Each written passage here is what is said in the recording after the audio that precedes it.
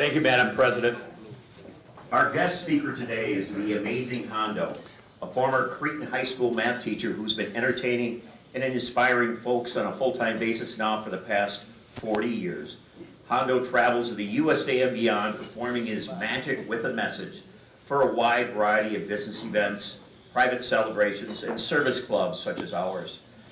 Hondo has also carved out a niche in the world of sports, having been featured at the World Series, Super Bowl, and the All-Star Galas, NBA games, PGA Tour events, and golf's Ryder Cup.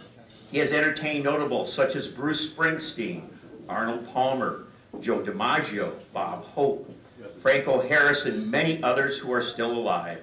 His most famous magical encounters were with boxer Muhammad Ali, for whom he performed on 4 separate occasions.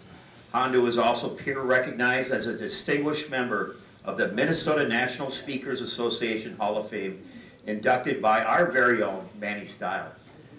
I'm proud to announce that he and I are both proud graduates of Winona State University.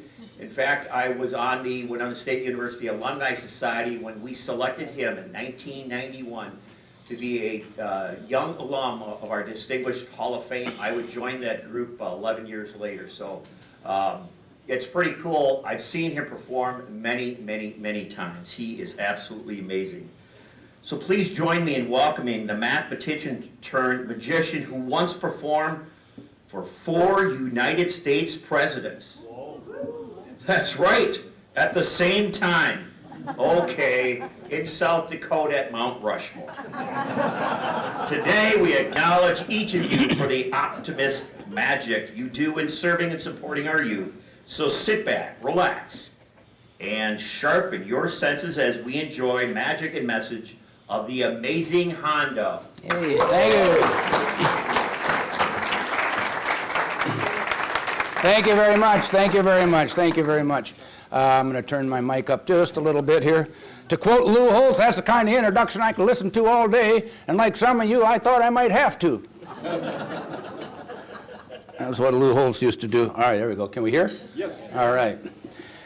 This is great to be with you all. I am a St. Paul kid, born and raised. Lived here. Whenever I meet people in my travels, they say, where are you from? I say, St. Paul, Minnesota. They say, have you lived there all your life? I say, not yet. But you never know when your last day is. You never know when your last gig is. If this is my last one, we're going to make it a good one. 1, 2, 3. Because when it comes to the optimists, you're friends of youth. And when you think of youth and magic, magic makes us all young. So we actually have some students here, us two, and Molly, and Yusuf. How you doing? All right, so I got a rope for each of you. 1, 2, 3.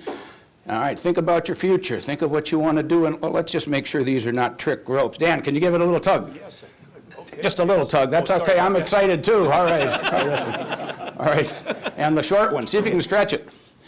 Nope. Oh, God, you did better with Blaze. All right. All right, he examined the ropes. So here's 1, here's 2, here's 3. Put them together, all equal at the top, all different at the bottom. So what is life? Life is taking all the elements and keeping them in balance. So when I talk about balance, you see they all appear now to be equal. There's 1, 2, 3. It's an optical illusion, but I'll show you what I mean. There's the small one. There's the medium one, and there's the long one. Now, I heard that. Someone said there's a trick to that. Smart group. There may be a trick to what the amazing Hondo's up to, but there's no trick to what all you optimists are up to, because you're just getting better and better and better all the time. Thank you. Appreciate that. Now, see, I was a teacher, a high school math teacher. I graduated from Cretan High School in 1970. I was attending my 5-year reunion, and the basketball coach at the Len Horiza says to me, well, what are you going to do? I said, I got a math degree. I'm going to teach math somewhere. He says, where? I said, I don't know. I'm going to send my resumes out Monday. You might not have to. There's an opening. So the Christian brothers ran Cretan High School, still do, and Brother Basil was at our reunion. He was the principal. So he says, if you're interested in the job, come on in Monday morning, and I'll interview you. So I go in on Monday morning for the interview, and I'm nervous, right? Because it's a job interview. And he says to me, now you went to school here? I said, yeah. He says, so you kind of know how this place operates? I said, yeah. He said, well, I asked a few people about you, and they had good things to say. And I'm going, okay. So I'm waiting for the tough questions. And he says, and that's good enough for me. So if you want the job, it's yours. That's how I got hired. So I taught in room 212, the same room I sat as a student. And I was teaching everything from introductory math to the kids who struggle, to the brightest of the bright, calculus. And I would do magic in the class to get their attention. And this is one of the things I maybe did. And I said, there's two ways in life you can learn. One, you can be taught. Two, you can discover. We sometimes forget what we're told, but we don't forget what we discover. So I always like that method of learning. So I'm going to let you discover how this amazing trick works. See, I can tell some of you have already got a theory. Brad, you got a theory? Yes, I do. What's your theory? Well, I think there's a hole in A hole in the middle? You care to elaborate? it. Well, it's hollow. And the strings are connected to the two balls. That's what I wanted to hear. All right, so so that's what optimism is, staying connected, staying connected. But sometimes we get disconnected. And then we got to kind of reconnect. And some days you wake up in the morning and you're feeling the blues. And the sun will rise and lift your blues away. That's why we stay optimistic. And sometimes in life, we actually amaze ourselves. And that's the best joy in life for me. When I actually see something that I am blown away by, I find that interesting. And so now I'm sitting here doing this thing, and like you, I have no clue. But if you want to find out how something works, you got to go on the inside. The secret to a good person is inside the heart. The secret to a good function is inside. You are the insiders whose magic we share. See, if I pull down like this, I show you, well, one here, one here. The secret to the success of the Roseville Optimist: attention to friendship, optimism, and no strings attached whatsoever. No strings attached. Now, for the skeptics, now I do this because I actually, true story, I was doing a gig for 3M years ago, engineering group, international audience. And I heard one of the engineers say, I think I know how you do that trick. I said, how? He said, well, you used invisible thread. So I asked the audience, how many of you have ever seen invisible thread? And 6 of them raised their hands. I think they went to college in the 70s when people saw a lot of things that didn't exist. Hey, it's legal now. Watch. Shortest distance, Kyle, between 2 points is a Straight line. no fair helping. So that's what I'm saying. So if you want to get from where you are to where you're going, it helps to know where you want to go. Once you know where you want to go, you just get going, and eventually you're going to get there. And so if I could ever figure this trick out, I'll explain it. But until then, stay well connected to all your friends at the Optimist Club. Thank you. So I travel a lot. I remember when I had a gig in Dallas back in the 80s, they talk different. I don't know if you have any friends in the South. They all say y'all. So I went up to this guy, being a former math teacher and a linguist. I fancy myself a linguist. I do the Wordle problem every day. Does anybody do Wordle? And it's an addiction, but it's fun. So I asked this guy, I said, you all say y'all. I said, what do you use for singular? He said, y'all is singular. I said, what's the plural? He said, that'd be all y'all. He said, where are you from? I said, Minnesota. He said, oh, is that where the wrestler was the governor? I said, yeah. He said, how'd that happen? True story. I'm on stage at the Lafayette Club the day after Jesse the Body won, and I'm on stage with Paul Majors doing a charity event. He said, Hondo, you're a magician. How did Jesse win yesterday? And without giving it any thought, I said, well, I think I know. Minnesota voters are so obedient. When they went in the poll, so Jesse was running against Hubert Humphrey's son Skip and Norm Coleman. Those were the 3. The reason Jesse won is his was the second name on the ballot. The first name said Skip Humphrey.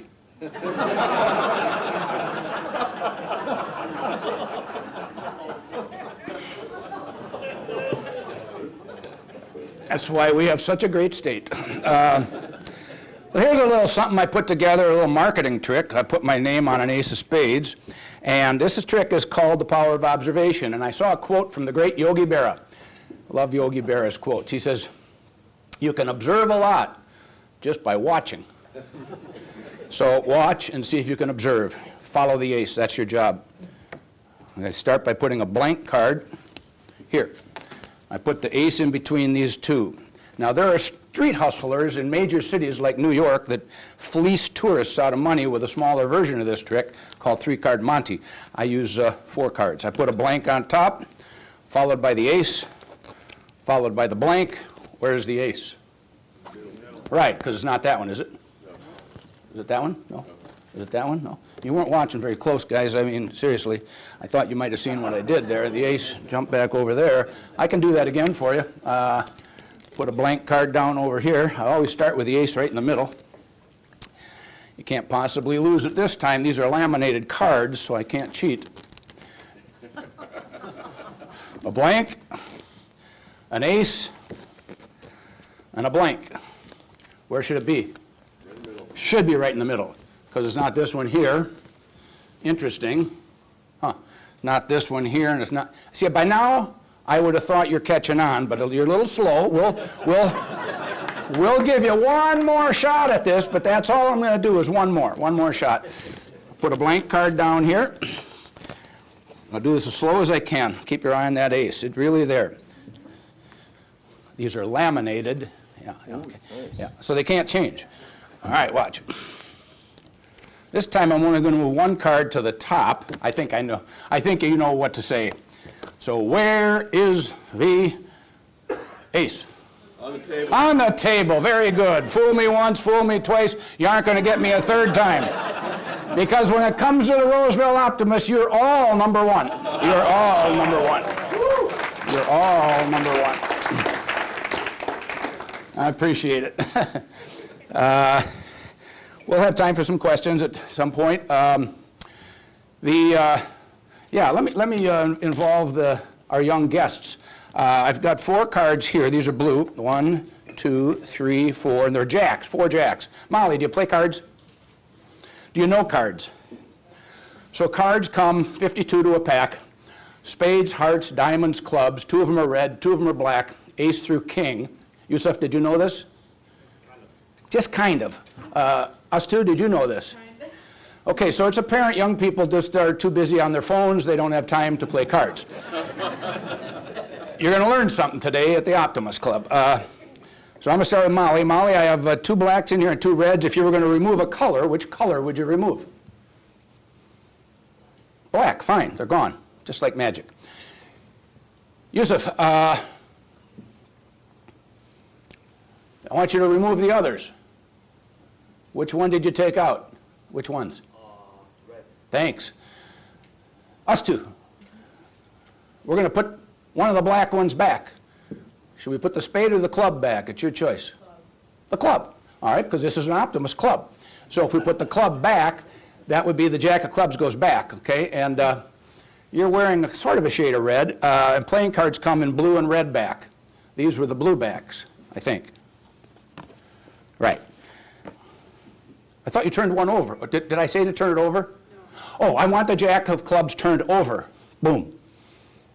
See, all you gotta do in life is ask, and you might get it requested, because there now appears to be a jack of clubs turned over in the stack, and that was the one you requested. Now, before you burst into thunderous applause, I want you to realize that I mentioned red, see? So this is the only red card. It means that you stand out in the crowd, us two, and the obvious question is, what if she'd have picked the spade or the jack of diamonds or the jack? I'd have been in trouble, because they don't exist. So, thank you.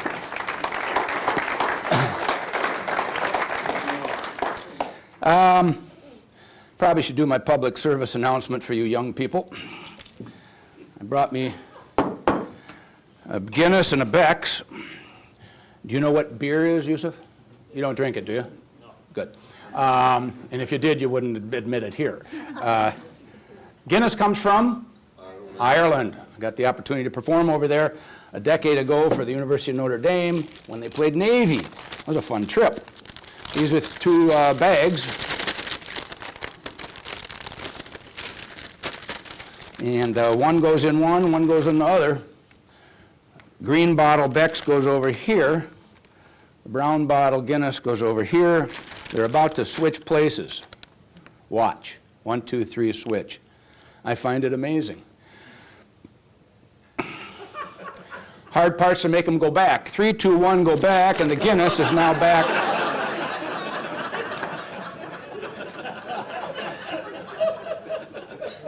Maybe I forgot to show them to you. So I had a gig in Vegas a couple weeks ago, and I stayed at the Resorts World, and I guess I won't use this one, and I went into my room. And you know how sometimes they have a Bible by the bed, and it's in that little the drawer. Well, in my case, it was sitting up on top, and it was open. So I went over there, and someone had written in ink, if you think you have a drinking problem, or if you think you might be an alcoholic, call this number. I called it. It was a liquor store.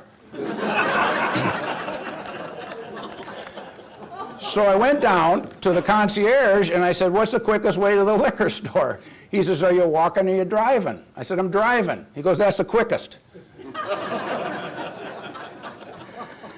So while I was telling you the joke, nothing happened. But it's about to. They're going to switch places. I'm going to get it to go from here to here. On 3. You won't catch me. 1. We use misdirection. 1. Misdirection is the subtle thing magicians do, takes your eye off the action. 1, 2, look. 3. Kyle, did you see what I did? Not that good a trick. Not that good of a trick. Oh, I'm only down to 1 bottle. I don't need to call that number anymore. Thank you.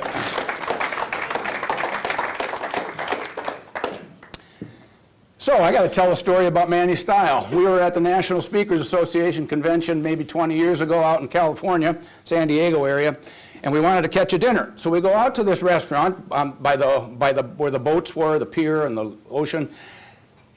And what'd they say? How long was the wait? 3 hours. 3-hour wait. Window. 3 hours. And what'd you say to the hostess? I said, you know the amazing Hondo? Of course she didn't know. And she said, no. I said, how long is the wait? And she said, 3 hours. Yeah. And? You said, do you have any tricks in your pocket? And I said, I yeah. did. I pulled out those sponge balls you guys saw over at the, yeah. I did a little razzle-dazzle for her and a couple tricks. And what'd she say? Follow me. I've got a window table.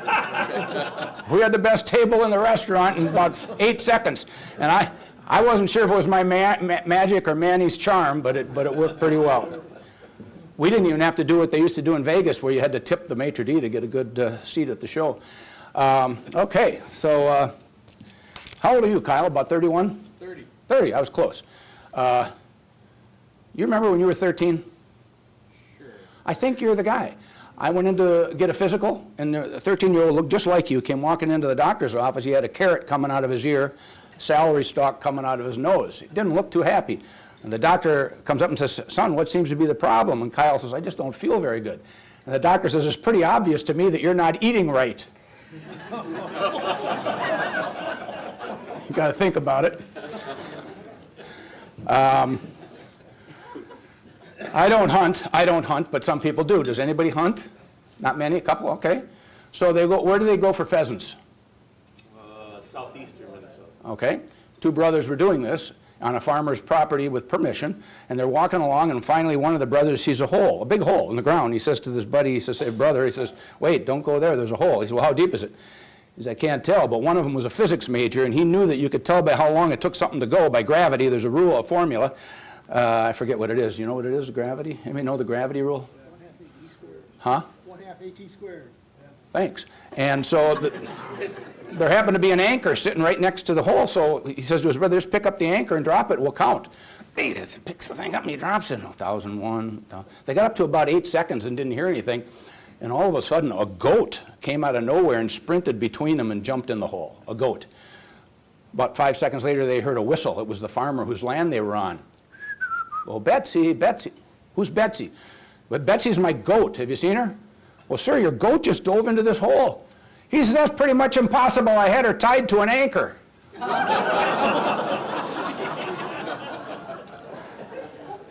It's a package deal. The jokes come with the magic. All right. One more quick one. You know who Tim Cheetah is? Anybody know who Tim Cheetah is? I was his math teacher. He was class 78 at Cretin, and he was a budding umpire. When he was like 15, 14, he was umpiring men's baseball games. He later became one of the youngest Major League Baseball umpires. Had a great career. Now he works down at Mancini's. He's retired from coaching. But I heard the story from Dick Jonkowski the other day, the great legendary local sports comedian. And he told the story about how when Tim was in his teens, before he got to the big time, he was working an amateur game in Belle Plaine. They have a nice little stadium there. And after the game, Tim's going to the parking lot to put his gear away into his trunk. Some guy comes up from behind him, sticks a gun in his back, and says, "Give me all your money." Timmy Cheetah says, "Hey, I'm just a poor umpire." The guy says, "I know, I saw the game."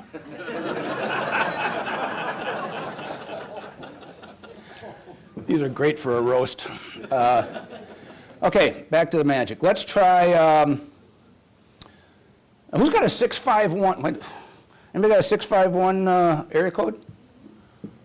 Jerry? Yeah, but see, we know each other, so they might think it's rigged. You have a 651 area? No? Anybody got a 651? You have a 651, sir? Your name? John Reinberg, John Reinberg? area code, right? 651. Yeah. I asked this at my last gig, and the guy goes, 55116. I said, I didn't say zip code. Okay. You got your area code? All right. What I'd like you to do is start shuffling cards in your brain. I would have picked Molly, but those kids don't know cards. And I want you to settle in on a card at random, but don't tell me what it is. Ace of Spades is kind of obvious, but Queen of Hearts on Valentine's Day might be an obvious one too. So if you want to go more obscure, like the Three of Clubs, be my guess. It wasn't the Three of Clubs, was it?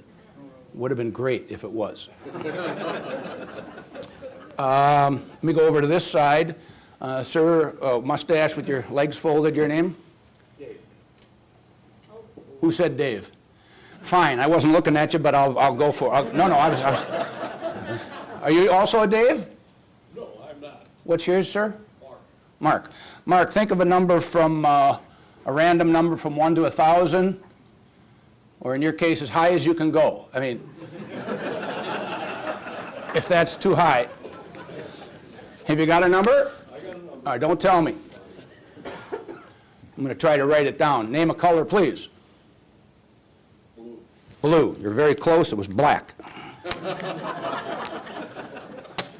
Black, black, black, black. Easier to see in a crowd. I'm going to attempt to predict your answer. Have we met or set this up? Check 1, 2. Have we met or set this up? No. So you've got your number.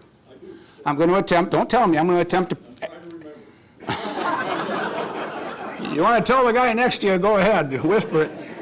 All right, I'm going to attempt to write down, I'm going to attempt to accurately predict your answer is what I'm going to do. Accurately predict your answer.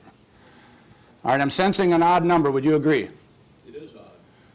I could tell just by looking at you. That was easy. He's odd. Is it? Well, that's what I'm saying. I mean, it's nothing wrong with that. Folks, this is bizarre, but I'm going to give it a shot. Okay, a simple yes or no, we'll get this. Was your number 963? No. No. Mark's answer accurately predicted, right there. Accurately predicted. I mean, you got to have some easy ones in the show. All right, at this point, I'd like you, we've got a playing card here. I would like the rest of you to think of one of the following two. Think of either a color or a country. Just think of a color or a country. John has the playing card over there. And I'm going to attempt a little mentalism. Now, mentalism is the ability to sense in advance what someone might say. So good salespeople know the customer well enough that they kind of know in advance what they want and value. So you can actually come across like you're magic if you can sense this before they have to tell you. So let's try it. Who, by a show of hands, has a color? Who's thinking of a color? Okay, ma'am, your name is? Pretty. Preeti? As opposed to pretty? It means love. Oh, Preeti, I like it. Good for Valentine's. So you're thinking of a color, yes? Let me write it down, don't tell me. I want it to be a primary color, nothing fancy, just one of the regular colors. Because there's too many combo colors. 1 on this one, because this is the first prediction.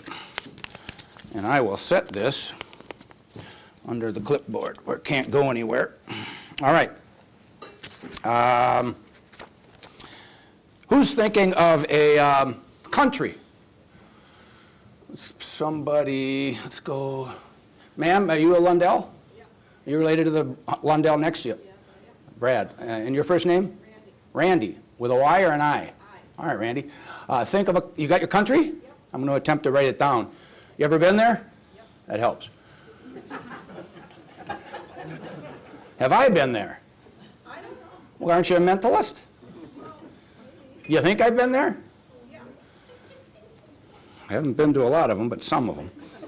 By the way, you picked the color. I wrote it down. I'm committed. I can't change my answer so that you don't change yours. What was your color? Red. Red? You were close. Country. Let's get this country. You know how many syllables? 3. I didn't want to know. I just asked if you knew how many. All right, I'll add a couple. I was going to go with a 1-syllable country, but if it's 3, I can handle that. This is the second one, so I put a 2 here. And this gets added in here, so it cannot go anywhere. And now we have the playing card. And I'm going to need to grab my deck of cards for this. Forgot to bring it out. Are you retired, John? Is that a yes? You know how I could kind of tell? Yeah, so slow. You're taking your time and you deserve it. All right. You got your card? Don't say it. I'm going to attempt to write it down right now. This is going to freak you out. Who had the country? I got my 3-syllable country. I can't change my mind so that you don't change yours. Was it Canada? No. What was it? Germany. Huh? Germany. Germany. I have not been there. Sorry. Playing card. I'm going to go with a, I got to get the suit right. Would you agree it's a cherry-colored card? Say no, right? I've already told her what it's in. No. I don't want the card. Is it a cherry-colored card? No. So you've never heard of black cherry? So it's a black card. Fine. All right. Number 3 is my third prediction. And this goes right here. All right. I'm coming over there. And all I want you to do, because I had a feeling you might forget your card, so when you see your card, just say stop, please. Don't tell me, though. Maybe you saw it. Did you already see it? Yeah. Well, stop me when you see it. I want you to take it. Oh, take it? Yeah. Okay. Did you is it in here? Yep, keep going. Okay. You got her? Got it. Yeah. I'll get it back later, but I don't want to know it yet. Here goes, folks. The moment of truth. Remember that show with Regis? Phone a friend, just in case. Who picked the color? That was number 1. And Dan, could you be my guest and read out what it says on the other side of number 1? It says red. And your color was? There you go. 1 out of 3 is not bad. Who had the country? And it wasn't Canada. Number 2 says? Germany. Oh,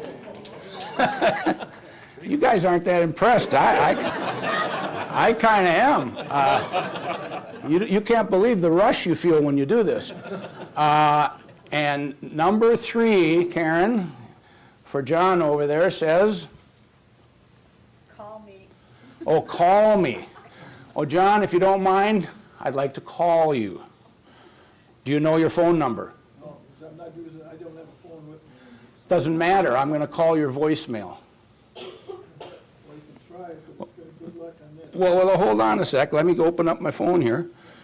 This may not work if you don't have a phone. I mean, most people have a phone. Okay? Okay, 651.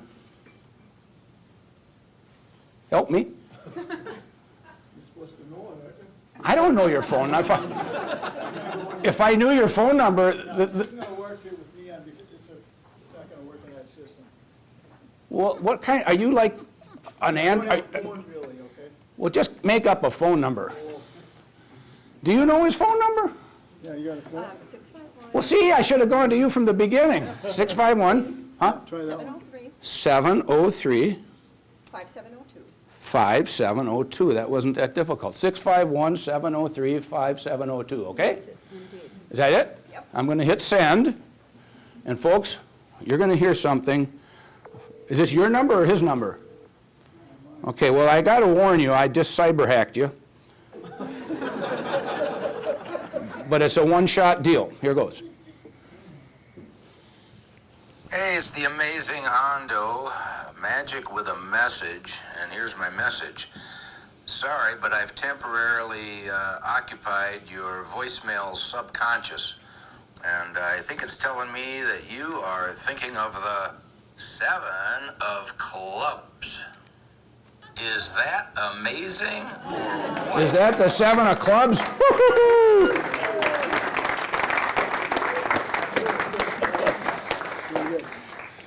Sorry to wake you. Well, that's all right.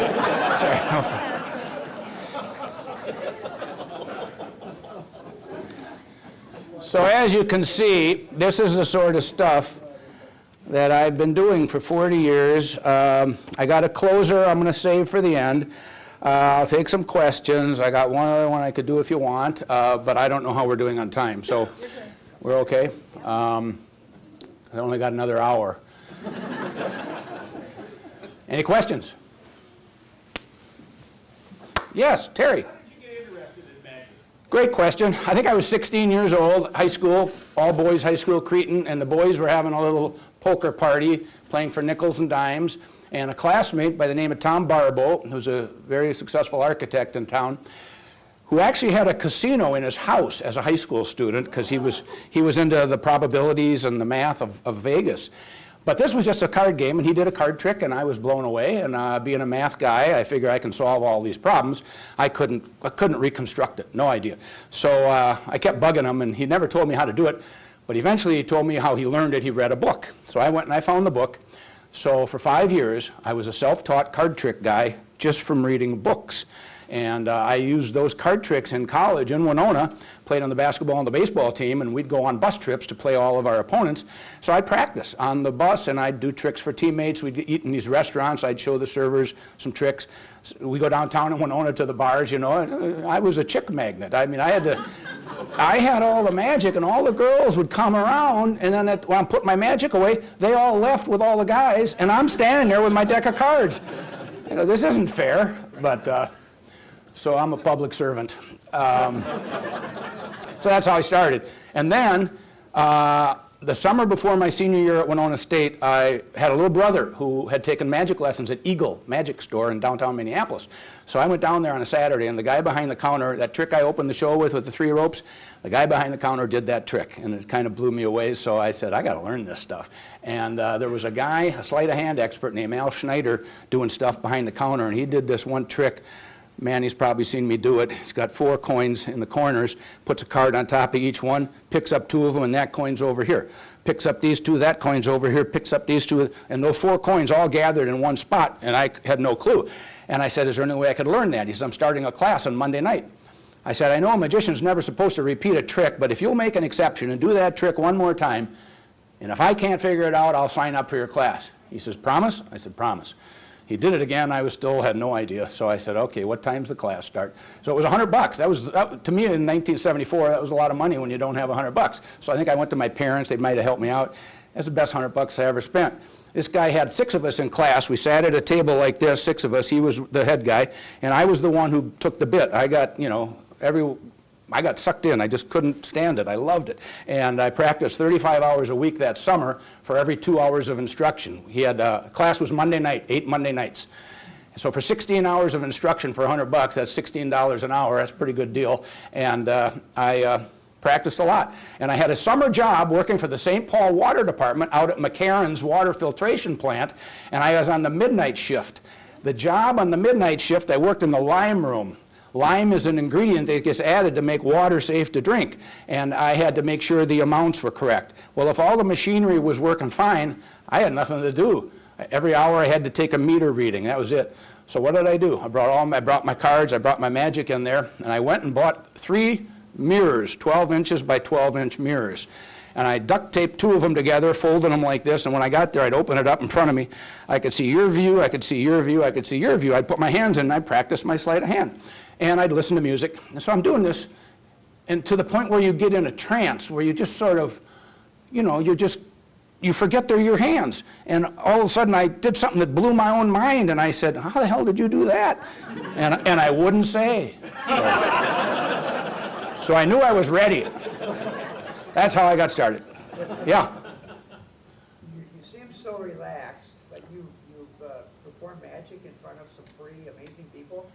Who did you get nervous performing in front of? Easiest question to answer in the world, Muhammad Ali. Harvey Mackay, the author, brought me in.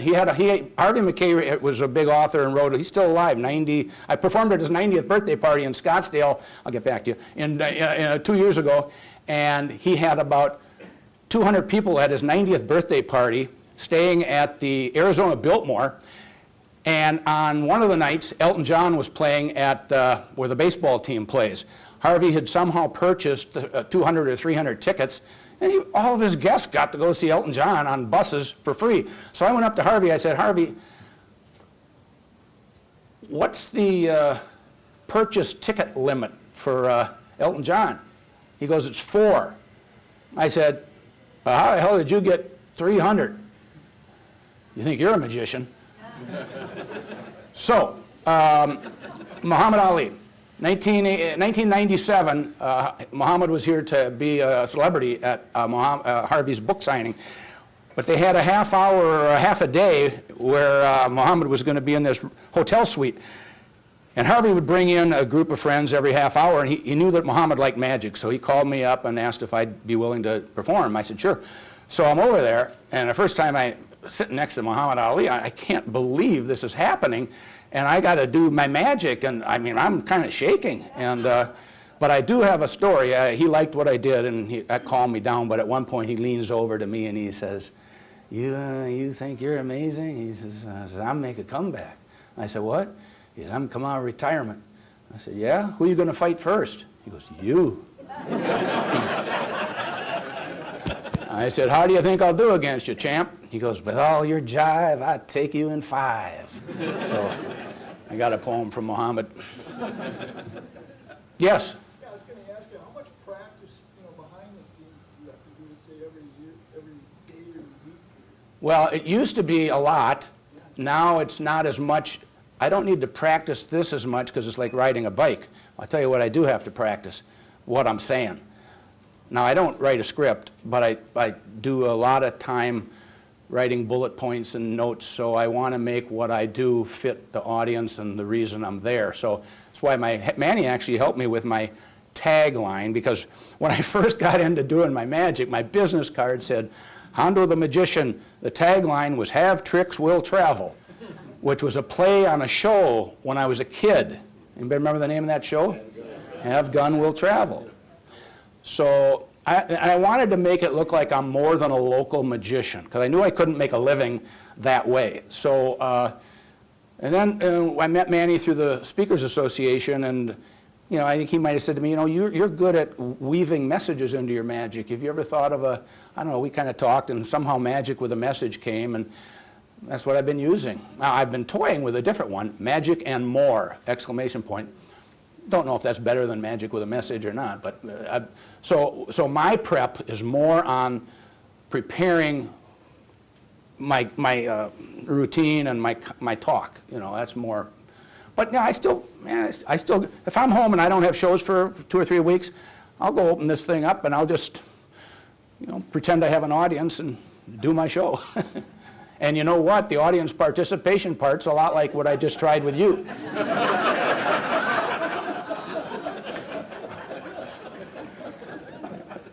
Anybody else?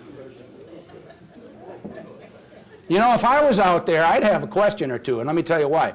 I asked a lot of questions, and when I was teaching math, I told the students, I'm only going to be upset with you if you fail and you didn't ask questions about what you failed. I said, you have to be responsible for your own learning. Now, I can teach, but I can't learn for you. So, and then I coached basketball. I had this kid named Steve Walsh on my basketball team. He ended up being the quarterback at Miami, and they won a national championship because covering the Sports Illustrated. So one day during the basketball game, during a timeout, he comes over with the rest of the team, and they're looking at me because I'm the coach. They're looking at me. Am I here at the right table? Yes. This is your chair. That's your brother, John? So I'm, by the way, you guys look alike. You shared your hair. Yeah, I like that. yeah. Where was I? I was talking about something. You're talking about Steve. Steve Walsh. So the kids come over during a timeout in the basketball game, and I'm thinking to myself, okay, what's the role of a teacher? What's the role of a coach? What's the role of a parent? Ultimately, the role of all three of those is to get to the point where they don't need you. So I got these kids in front of me, and I hadn't planned this. They came over and they're looking up at me like, for what am I going to tell them? And so I let about 10, 12 seconds go by, and it got a little awkward. And I said, what are you guys looking at me for? And of course they said, well, you're the coach. I said, you're the players. I said, you're closer to the action than I am. I said, here's the clipboard, Steve. Write up a play that you think will work when we go back out there. So he did a quick play, a pass here, a cut here. You think we can get a layup out of that? I said, you guys got that? Yeah. They went out, they did it perfectly, they got the layup. I just remember sitting back going, I think I'm finally getting this thing, you know. Get them to the point where they can be smart enough to figure it out. And then he ended up, that's why he was such a good quarterback, you know. Yeah. Okay, so can you give an example of how you worked your magic, if you will, with your high school students in class? Not on the court, but in class. Sure. So I'm going to preface this by saying, when I was growing up, about the only thing I had in common with my father was we both watched Johnny Carson together. And they allowed me to watch him and go right to bed afterwards, after my homework was done. And I fell in love with The Tonight Show and Johnny Carson. And I said, that's what I want to do. I want to be Johnny Carson. I want to do that. Well, obviously I didn't do that, but that was my deal for teaching math. Here's what my philosophy was. I've had so many teachers, and I'm sure you have too, where they start the class, they get right into their material. They get right into their material, and you're sort of sleeping, you're not with it, you're having a bad day, and you didn't get anything out of the class. So what I do, I would take the first 5 minutes of every class, and I'd do my monologue. I'd do my Johnny Carson. It might be a magic trick, it might be a joke, it might be a story, it might be a dream I had, and it might be something as simple as this. I'm standing up there, and I look at a kid, any kid at random. How you doing? Jesus. I says, how was your last class? Did you learn anything? Now all these kids are going, God, I'm glad he didn't ask me that. So by picking on one guy, you get the rest of them kind of tense, and so you get them. Well, once you got their attention, now you can teach. And I figure, is it worth wasting, quote, is it worth wasting 5 minutes? Absolutely, because if I'm going to give up 5 minutes to make the others valuable, that's better than me thinking I'm doing my job by teaching the whole time and no one's getting anything.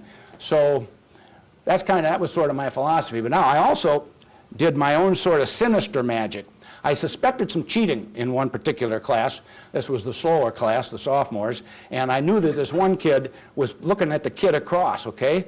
And I didn't want to call him out. I would have been called out because our teachers and coaches when I was growing up were not nice. And, you know, the Bobby Knight kind of coaches, you know, where, you know. But, so what did I do? I'd hand the tests out, down, down, down, down, down, down. They do the test, they get corrected, and this kid got them all right, and this kid got them all wrong, and this kid comes up and he's going to confront me, and he says, I think you graded my paper wrong. I said, why, what do you mean? Well, I had the exact same answers as he did. He got 100%, and I said, if you look a little more closely, you have a different test. The questions are in a different order. Oh. It's like, that wasn't fair, us two. That wasn't fair. I mean, how dare a teacher try to prevent cheating? I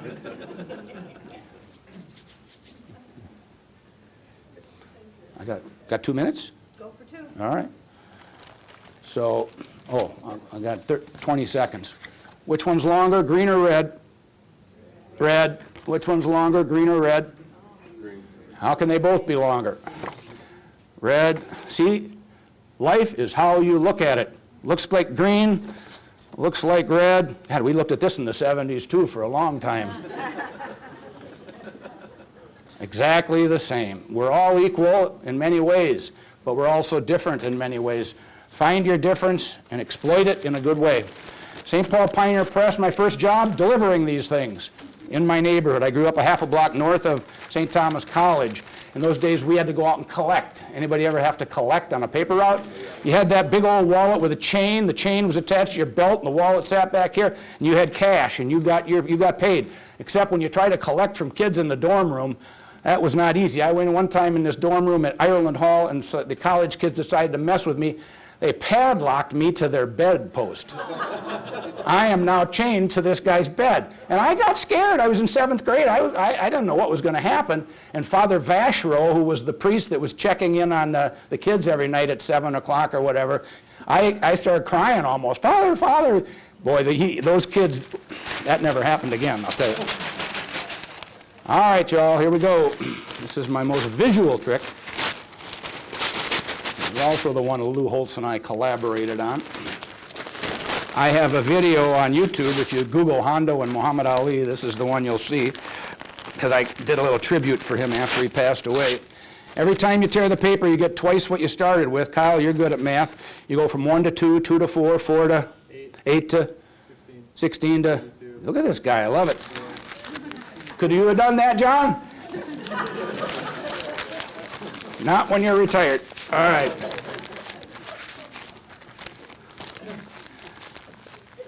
I call this an illusion. An illusion is something that appears to be happening, but it really isn't. It actually did look like I was tearing them, didn't it? But here's what you optimists do. You always believe in the possible.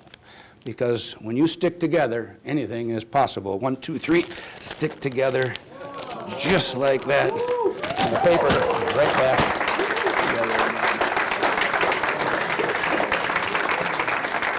Thank you, thank you, thank you, thank you, thank you. Thank you so much. Wasn't that wonderful? Wasn't that just uplifting? Thank you. Oh, thank you so much. Thank you, I appreciate it. Thank you. I got to tell you, this means as much to me as it does to you, because I'd feel real foolish doing this if you weren't here. So, HondoMagic.com is the website if you want to check me out. Thanks. If you need a magician, look me up. I'm usually not booked.